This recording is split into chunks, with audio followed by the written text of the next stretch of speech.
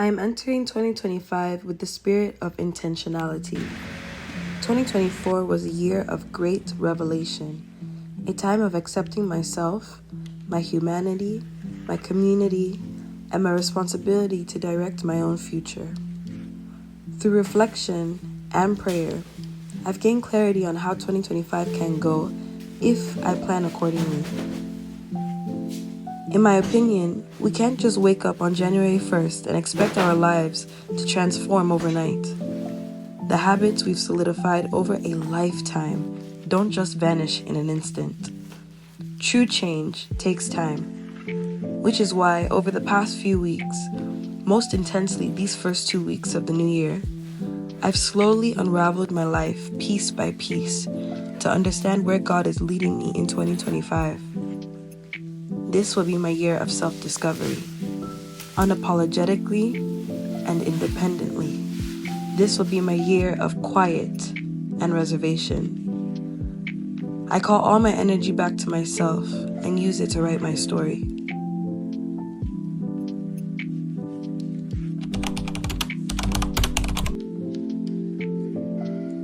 So in effort to kick off this new year on the right note, in effort to really reset like I said I would, I started going through my clothes and I started going through some of the things that I own. And I realized there's honestly some things here that I don't use on a daily basis. So I decided to make a Depop account.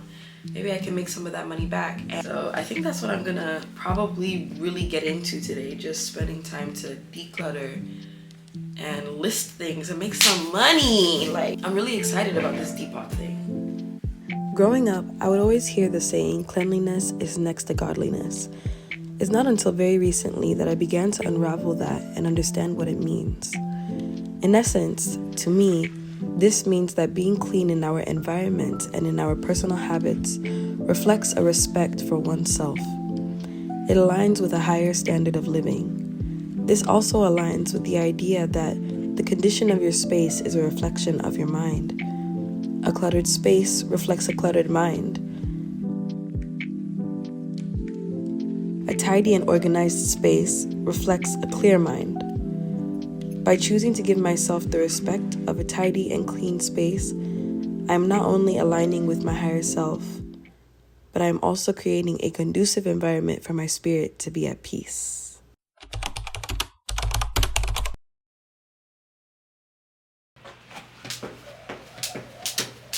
Staying in line with intentionality, I realized I wasn't able to truly take my goals seriously until a couple things happened. One, I needed a why. My most important why is that getting my body to its optimal level of health reflects in everything that I do and how I present myself to the world. I want to be a symbol of hard work paying off. I want to be respected not only for the way I love and create, but for the way I love and show up for myself. Secondly, I stopped obsessing over the end goal. We all have desires for how our physiques should look like. Most of us started going to the gym simply to look a certain way.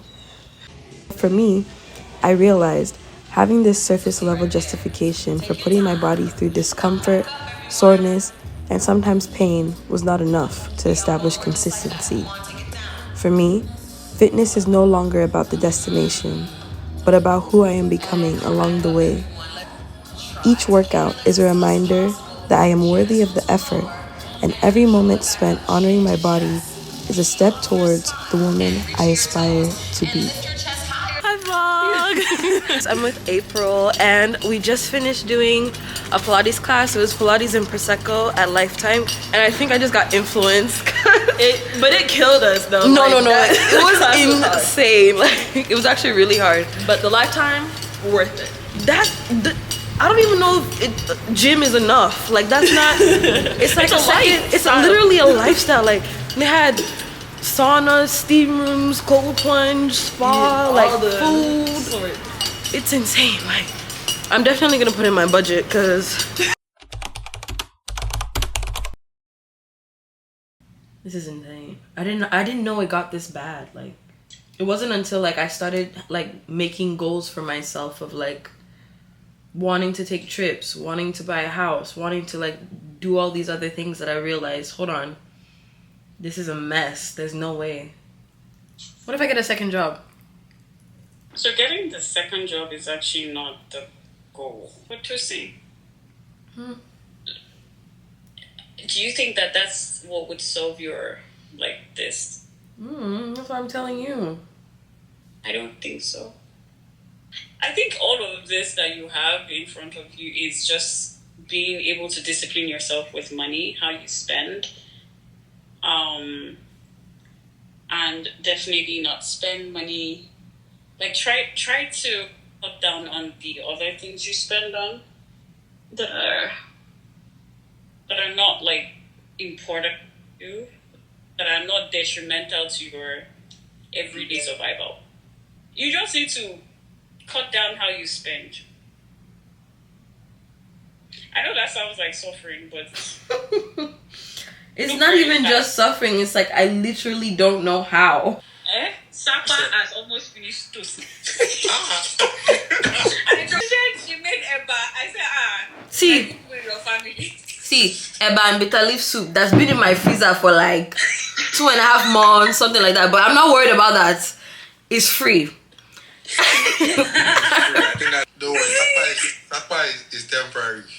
I finally made the decision on what the first book of the new year is gonna be.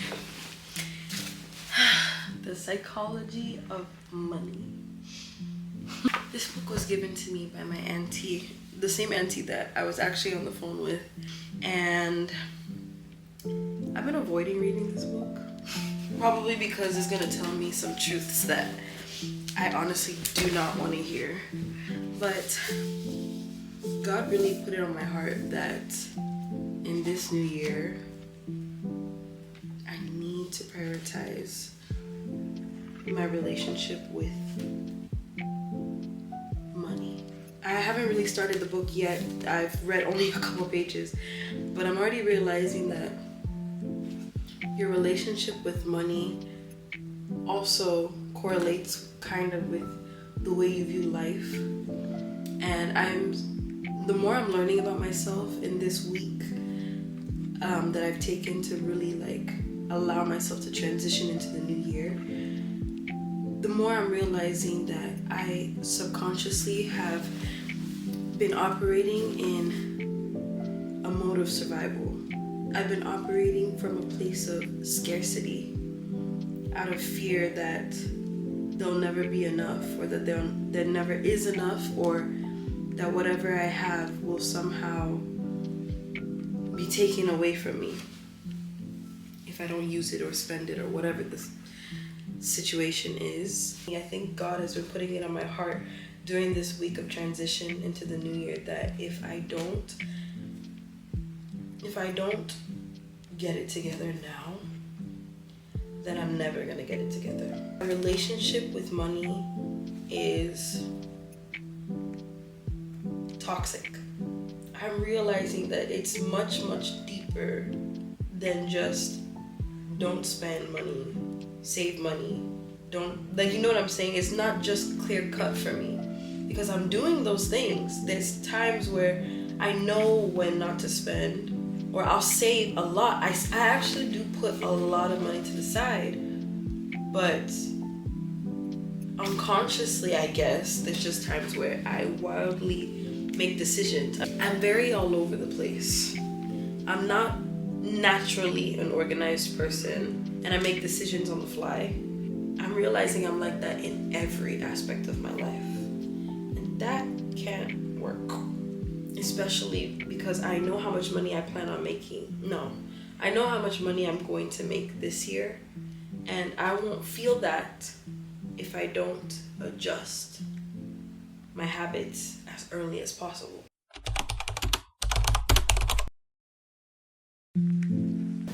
You are what you eat, and the kitchen is the heart of the home. Although cooking my own food and cooking plenty of it ahead of time aligns with my goals of efficiency and saving money, the impact of this decision is so much more than that.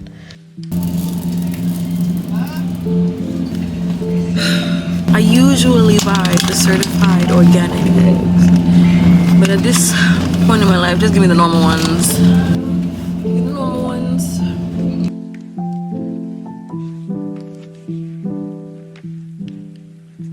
Preparing my meals with intention is a ritual that aligns me with a sense of balance and harmony between my body and spirit. Each carefully chosen ingredient, every turn of the spoon in the pot, every moment spent in the kitchen is an act of love. By cooking my own food, I honor the body God gave me, and I align with my highest self. For me, cooking is meditation. Cooking is self-care.